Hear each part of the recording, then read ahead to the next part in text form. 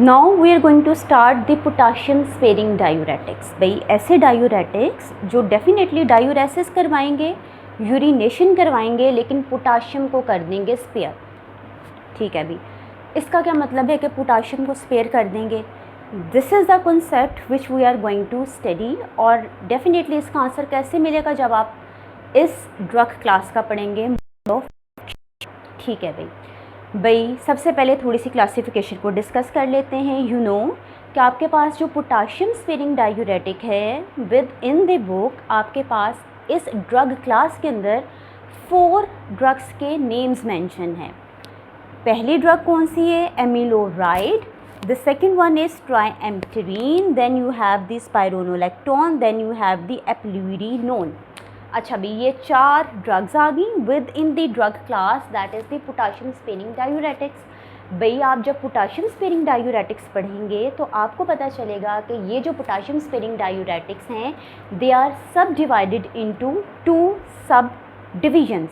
भाई वो 2 सब डिविजन्स कौन सी हैं?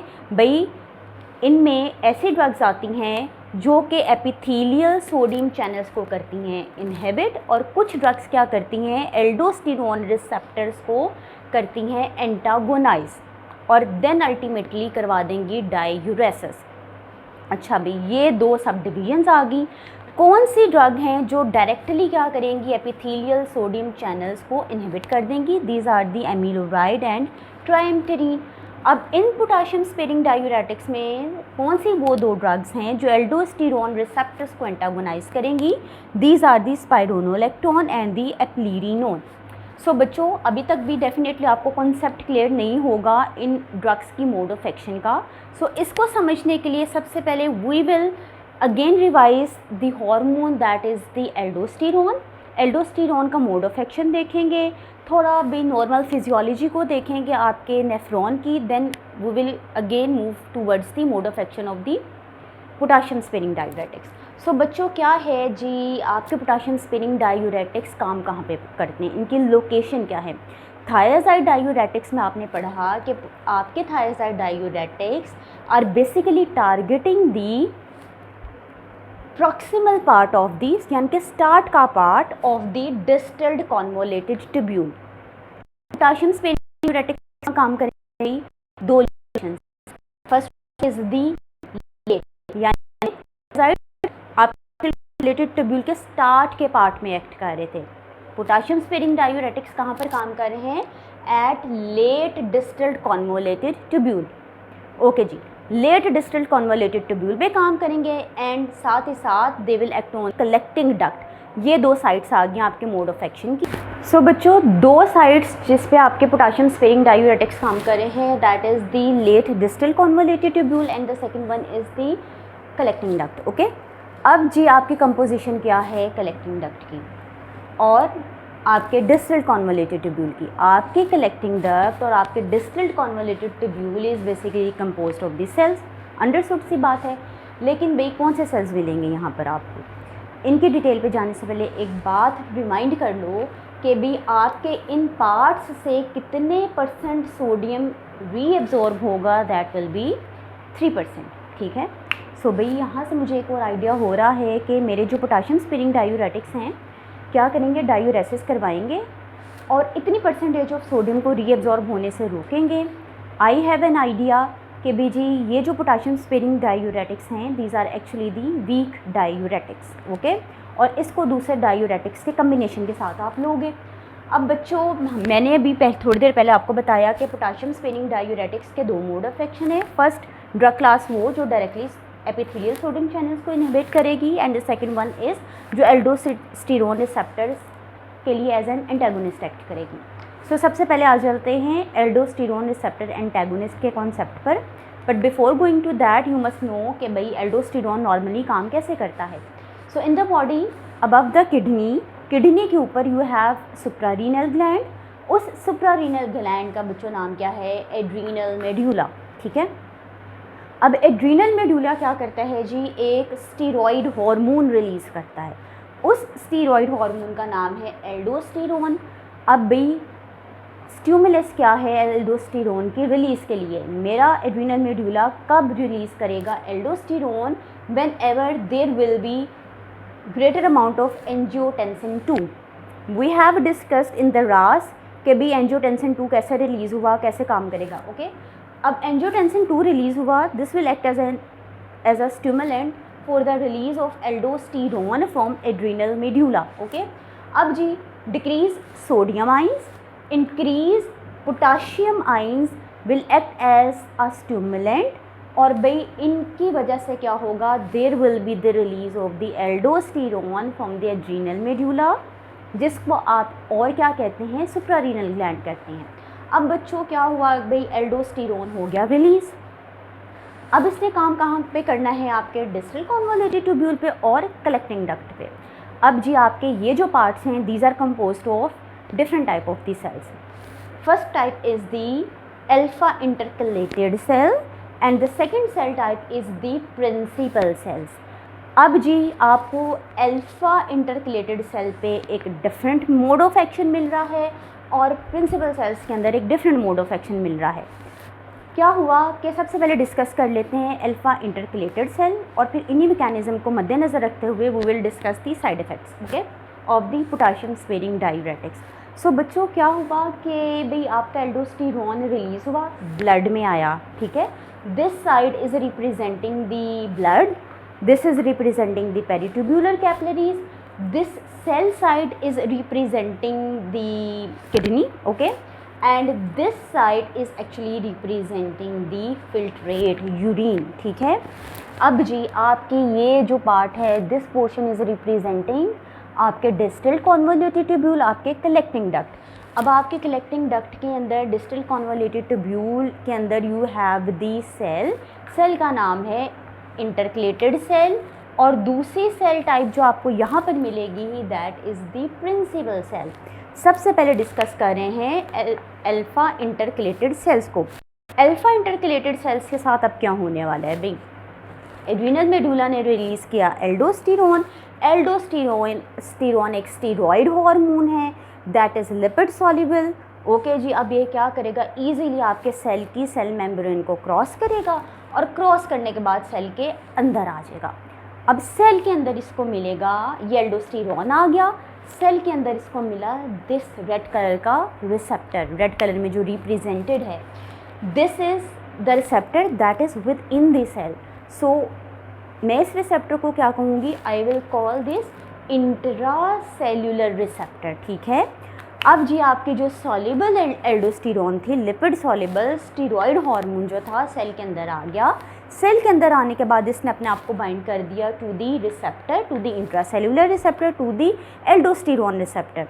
अब ये आपके पास बन गया कॉम्प्लेक्स, ये आई जी एल्डोस्टेरोन रिसेप्टर के साथ बाइंड की, बाइंड करने के बाद now this is the complex. अब ये complex, this complex will translocate, this will move, this will enter, ये चला जाएगा जी आपके न्यूक्लियस के अंदर। अब न्यूक्लियस के अंदर भी ये क्या करेगा, जाकर अब इसने बाइंड करना है, किसके साथ बाइंड करना है, to the specific gene sequence और सीक्वेंसेस, वे डीएनए के साथ जाकर इसने बाइंड कर दिया, और जी जीन्स ने कोडिंग कर दी कि प्रोटीन्स बनाओ। अब जी प्रोटीन्स बनना शुरू हो गई। कौन सी प्रोटीन्स बनी भाई, जो हम लोग डिस्कस करते हैं आयन चैनल्स या चैनल्स, वो भी तो प्रोटीन्स हैं। तो भाई यहाँ से प्रोटीन्स, कौन सी प्रोटीन्स बनाने का सिग्नल आया कि कौन सी प्रोटीन बनानी है आपके सेल ने। भाई सबसे पहली जो प्रोटीन आपके सेल ने बनाई that is the proton ATPase, ठीक है। प्रोटोन से पता चल रहा है ना H+, यानी कि जो क्या करेगा, H+ को उठाएगा, आपके ब्लड से उठाएगा और उठा के जी फिल्ट्रेट में, यूरिन में फेंक देगा, ठीक है। प्रोटोन को, एसिड को उठाएगा और एसिड को उठा के कहाँ पर फेंक देगा, आपके फिल्ट्रेट में, आपके यूरिन में फेंक देगा, और भी दैट विल गेट एक्सक्रीटेड। ये नॉर्मल फंक्शन था एल्डोस्टेरोन का within the alpha intercalated cells. Okay अब मैंने अपने पेशेंट को दे दी है पोटाशियम स्पेरिंग डायूरेटिक, यानी कि एल्डोस्टेरोन के एंटागोनिस्ट दे दिए, ठीक है। These antagonist spironolactone, eplerenone. अब जी जब मैंने ये ड्रग दी, इस ड्रग ने क्या किया, इसने जी वो भी सेल के अंदर चलेगी, लिपिड सॉल्युबल है ना, सेल के अंदर चलेगी, सेल के अंदर उसको मिला एल्डोस्टेरोन, भाई इस ड्रग ने एल्डोस्टेरॉन के साथ करना शुरू कर दिया कंपैरिजन अपना शुरू कर दिया। उसे कहा भाई नहीं, तुम साइड पे हो, मैं बाइंड करूँगी रिसेप्टर के साथ। अब ये ड्रग ने क्या किया, एल्डोस्टेरॉन को किया साइड में और ख़ुद अपने आप को बाइंड कर दिया टू दी रिसेप्टर। ठीक है, क्या किया, मेरी ड्रग ने compete किया एगोनिस्ट के साथ, एल्डोस्टेरॉन के साथ। So my drug is now the competitive antagonist. मेरी ड्रग ने जी अब इसके साथ मिलके बनाया कॉम्प्लेक्स। और बच्चों ये जो बेसिकली कॉम्प्लेक्स था ये इनएक्टिव कॉम्प्लेक्स था, किसी काम का कॉम्प्लेक्स नहीं था। ठीक है, अब जी ये कॉम्प्लेक्स अगर भी न्यूक्लियस के अंदर चला भी गया, इसने जी जेनेटिक सीक्वेंस के साथ बाइंड कर भी दिया, तो इसने क्या किया, प्रोटीन्स को नहीं बनने दिया। कोई भी चीज़ आइडियल नहीं ना होती, तो मैं कहूँगी कि कम प्रोटीन्स बनी, यानी कि कम प्रोटोन ATPase बने। कम प्रोटोन ATPase बनेंगे तो प्रोटोन ATPase का काम क्या था, प्रोटॉन्स को ब्लड से उठाना और उठाने के बाद फिल्ट्रेट यूरिन में ले आना। अब ये ड्रग ने तो इस चैनल को कर दिया ब्लॉक। अच्छा जी, अब ये चैनल हो गया ब्लॉक। अब इससे क्या होगा कि ये जो मेरे प्रोटॉन्स हैं ये क्यूमुलेट होना शुरू हो जाएंगे विद इन दी ब्लड अब हो गया एसिडिक। अब यहाँ से जो मेरे पास साइड इफ़ेक्ट आने वाला है that is acidosis. Okay, acidosis हो जाएगी।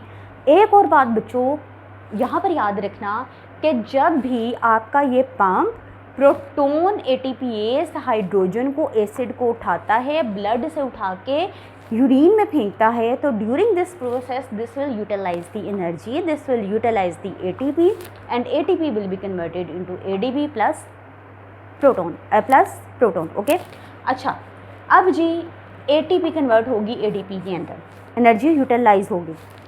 बच्चों अब क्या हुआ कि जी ये यहाँ पे जी मेरी ड्रग ने काम कर दिया, मेरी ड्रग ने तो इस पूरे के पूरे चैनल को कर दिया ब्लॉक, और जी एसिड जो था वो with in the blood accumulate होना शुरू हो गया। अब कंडीशन साइड इफ़ेक्ट क्या आ गया, एसिडोसिस। तो ये एक मोड ऑफ एक्शन है कि इंटरकलेटेड सेल में क्या हुआ। अब आ जाए जी कि प्रिंसिपल सेल में क्या होगा। अब बच्चों मेरे पास आ गया है आपका प्रिंसिपल सेल, ये है प्रिंसिपल सेल। अब प्रिंसिपल सेल पे एल्डोस्टेरॉन पहले नॉर्मली कैसे काम करते हैं उसके बाद स्टडी करेंगे कि आपके एल्डोस्टेरॉन एंटेगोनिस्ट यानी कि आपके पोटेशियम स्पेरिंग डायूरेटिक्स कैसे काम करेंगी। बच्चों अगेन एड्रीनल मेडुला ने रिलीज़ किया स्टीरॉयड हार्मोन का क्या नाम है, एल्डोस्टेरॉन।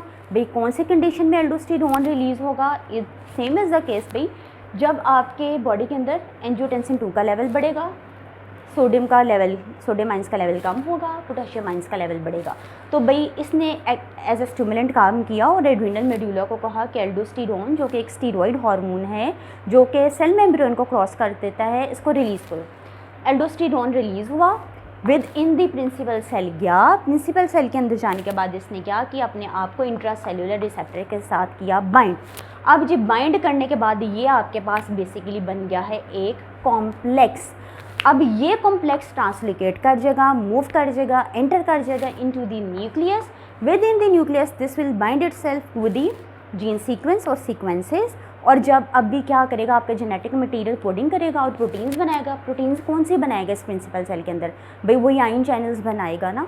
तो वो 3 आयन चैनल्स कौन से हैं, इट विल हेल्प और it will give this signal to form epithelial sodium channels, ENAC, ENaC भी कहते हैं इसे, E for epithelial, Na for sodium, C for channel. Epithelial sodium channel बनाएगा, ये जी पहला चैनल बन गया, पहली प्रोटीन बन गई। ये एक्सप्रेशन करेगा, ये एक्सप्रेशन इंक्रीज़ कर देगा, ये काउंट बढ़ा देगा किसका, भाई सेकंड किसका, पोटाशियम चैनल्स का। ये आगे पास आ गए पोटाशियम चैनल्स। तीसरा जी किसकी एक्सप्रेशन, किसका काउंट, किसका नंबर बढ़ा देगा, किस प्रोटीन के बनाने की इंफॉर्मेशन देगा। भाई आपका ये कॉम्प्लेक्स आपके जेनेटिक मटेरियल को कहेगा तीसरी प्रोटीन बनाओ, इसके प्रोटीन को ज़्यादा से ज़्यादा बनाओ, that is the sodium potassium ATPase। Sodium potassium ATPase, ये तीसरी प्रोटीन बन गई। अब जी ये प्रोटीन्स काम कैसे करेंगी, ये चैनल्स काम कैसे करेंगे। बच्चों क्या होगा कि विद इन दी फिल्ट्रेट आपका जो सोडियम आया होगा, ये प्रोटीन जो कि इनैक है, एपिथेलियल सोडियम चैनल है, क्या करेगी कि इस सोडियम आयन को उठाएगी और उठाने के बाद प्रिंसिपल सेल्स के अंदर ले जाएगी। अब प्रिंसिपल सेल्स के दूसरी तरफ यू हैव द ब्लड। अब जी क्या जी ये सोडियम अंदर मूव करेगा सेल के अंदर, और जी आगे से मिला sodium potassium ATPase। Sodium potassium ATPase ने क्या किया कि 3 सोडियम आइंस को निकाला प्रिंसिपल सेल से बाहर, और 2 उसके एक्सचेंज में 2 पोटाशियम आइंस ले गया within the cells. Okay, अब पोटाशियम सेल्स आइंस के साथ क्या होगा, नाउ दीज पोटाशियम आइंस अब ये पोटाशियम आइंस मूव करेंगे और आगे उसे मिल जाएगा पोटाशियम चैनल, और जी ये जी पोटाशियम आइंस जो हैं इस प्रिंसिपल सेल से आगे बाहर कहाँ पर आगे, आपके फिल्ट्रेट में आगे। अब फिल्ट्रेट से ये हो जाएंगे रिलीज़। ठीक है, अब साथ ही साथ क्या हो रहा है जी, बाय दी फैकल्टेटिव रीअब्जॉर्प्शन आपका जो वाटर है वो आपके फिल्ट्रेट से जा रहा है ब्लड के अंदर। अब जी वाटर जा रहा है तो there are chances of hypertension. अब जिन पेशेंट्स के अंदर ज़्यादा सोडियम अंदर चला गया, ज़्यादा वाटर अंदर चला गया, तो उनमें हो जाएगी हाइपरटेंशन, और इसको कंट्रोल करने के लिए मैं अपने पेशेंट को दूंगी पोटाशियम स्पेरिंग डायूरेटिक्स। नाउ अब पोटाशियम स्पेरिंग डायूरेटिक्स बच्चों काम कैसे करेंगे, अब इस साइड पे आ जाओ, इस डायग्राम के ऊपर। ये रेड कलर में मैंने अपने पेशेंट को क्या दे दिया, एल्डोस्टेरोन रिसेप्टर एंटागोनिस्ट दे दिया। क्या दे दिया, स्पाइरोनोलेक्टोन दे दिया, एप्लीरिनोन दे दिया। भाई मेरी ड्रग जो कि सेल मेम्ब्रेन को क्रॉस कर सकती है, सेल मेम्ब्रेन को करेगी क्रॉस, और क्रॉस करने के बाद आ जाएगी within the principal cell. Principal cell में आने के बाद इसने क्या किया, वही भाई ये मेरी ड्रग है, मेरी ड्रग सेल के अंदर आई, सेल के अंदर इंट्रासेलुलर रिसेप्टर था, इसके साथ की बाइंड, और बाइंड करने के बाद इसने बना दिया एक इनएक्टिव कॉम्प्लेक्स। इनएक्टिव कॉम्प्लेक्स जी न्यूक्लियस के अंदर मूव किया, जेनेटिक सीक्वेंस के साथ बाइंड किया, और जी जीन्स ने क्या किया कि जीन्स जो कि नॉर्मली क्या कर रहे थे, ज़्यादा से ज़्यादा प्रोटीन चैनल्स, प्रोटीन्स बना रहे थे। अब जी इन्होंने प्रोटीन्स की फॉर्मेशन को, प्रोटीन की एक्सप्रेशन को कर दिया कम। अब यहाँ पे आपके पास क्या है, there will be less sodium epithelial sodium channels, there will be the less sodium potassium ATPase, and there will be less potassium channels. ठीक है भाई, कम से कम चैनल होंगे या चैनल इनहिबिट हो जाएगा, तो भाई क्या होगा, अच्छा कम से पहले डिस्कस कर लेते, कम चैनल होंगे। भाई कम चैनल होंगे तो ज़ाहिर कम sodium within the principal cell जाएगी, और प्रिंसिपल सेल की में जी उसके एक और सोडियम पोटाशियम ATPase मिला है, तो कम सोडियम कहाँ आएगा, आपके ब्लड के अंदर, और उसके एक्सचेंज में कम पोटाशियम जी आपके सेल के अंदर से होता हुआ पोटाशियम चैनल के थ्रू कम पोटाशियम आपके फिल्ट्रेट में एक्सक्रीट होगा। देखो भाई एपिथेलियल सोडियम चैनल्स काम में है, कम सोडियम अंदर गई, कम सोडियम अंदर है ना, कम ही सोडियम पोटाशियम ATPase की मदद से ब्लड में आएगी, कम सोडियम आपके पास ब्लड में है। भाई सोडियम आती है तभी पोटाशियम जाता है ना, कम सोडियम आएगी तो ज़ाहिर है कम ही पोटाशियम जाएगा सेल के अंदर, प्रिंसिपल सेल के अंदर कम पोटाशियम गया, तो भाई आगे से कम पोटाशियम इस पोटाशियम चैनल के through come low quantity of potassium will get excreted. ठीक है, अब इससे क्या होना शुरू होगा, पोटाशियम तो अभी इतना एक्सक्रीट नहीं हो रहा, तो भाई मैं कह दूंगी कि मेरे ये जो पोटाशियम स्पेरिंग डायूरेटिक्स हैं इन्होंने क्या किया कि पोटाशियम को कर दिया स्पेयर। पोटाशियम को कहा जी हम तुम्हें कुछ नहीं कह रहे, तुम्हें भाई ब्लड के अंदर से एक्सक्रीट नहीं करवा रहे, तो भाई पोटाशियम तो अब एक पॉसिबिलिटी है ना कि आपके ब्लड के अंदर एक्यूमुलेट कर जाए। अगर एक्यूमुलेट कर जाएगी तो इसकी वजह से एडवर्स इफेक्ट आएगा हाइपरकैलीमिया। ठीक है, अब यहाँ पे mode of action indication start होती है, यहाँ पे जी असल वजह आती है कि why we are using the potassium sparing diuretics. देखो हाइपरटेंशन में क्या होता है कि ज़्यादा सोडियम अंदर जाता है, जिसके नतीजे में ज़्यादा वाटर अंदर जाता है। ठीक है, मैंने क्या किया, मैंने इस चैनल को एक्सप्रेशन को कर दिया कम चैनल्स होंगे, कम सोडियम अंदर जाएगा, हाइपरटेंशन ही नहीं होगा। कम सोडियम अंदर जाएगा तो कम वाटर अंदर जाएगा, तो ब्लड वॉल्यूम नहीं बढ़ेगा, ब्लड वॉल्यूम नहीं बढ़ेगा तो कार्डियक आउटपुट नहीं बढ़ेगा, कार्डियक आउटपुट नहीं बढ़ेगा तो फिर क्या होगा कि ब्लड प्रेशर कम होगा। यूरिनेशन ज़्यादा करवाने के ये फ़ायदे हैं। ठीक है, सो ये एक मोड ऑफ एक्शन था about the aldosterone receptor antagonist. Now coming towards the second mode of action, भाई मेरी ड्रग्स हैं जो डायरेक्टली क्या करती हैं, एपिथेलियल सोडियम चैनल्स को कर देती हैं ब्लॉक। अब मैंने अपने पेशेंट को दे दी एमिलोराइड एंड ट्राइएम्पटेरिन, इन ड्रग्स ने क्या किया, मेरे इस चैनल को कर दिया ब्लॉक। जब ब्लॉक कर दिया तो सोडियम आपके क्या होगा, आपकी सोडियम वापस से आपके ब्लड में रीएब्जॉर्ब नहीं होगी, वाटर दोबारा से रीएब्जॉर्ब नहीं होगा आपके ब्लड के अंदर, बल्कि आपके यूरिन में आपके फिल्ट्रेट के थ्रू क्या कर जाएगा, एक्सक्रीट कर जाएगा। सो इस तरह से आप हाइपरटेंशन की मैनेजमेंट कर सकते हैं।